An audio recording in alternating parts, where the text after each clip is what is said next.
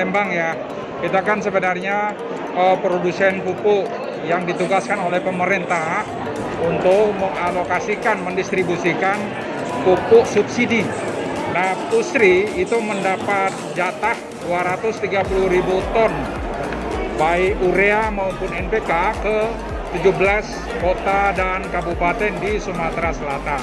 Tugas kita yang pertama tadi udah saya akan sampaikan nanti, kita memastikan 100% itu akan kita salurkan dari Januari ini sampai Desember tahun 2021. Sebenarnya selain dari Pusri Palembang, kita punya anak perusahaan dari Pupuk Indonesia itu PKG.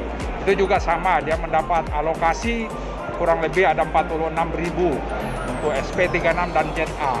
Nah, kembali lagi ke bahwa Pusri, karena Pusri ini pusatnya ada di Palembang, pasti mendukung penuh apa yang digagas oleh Pak Gubernur bahwa Sumsel menjadi lumbung pangan nasional.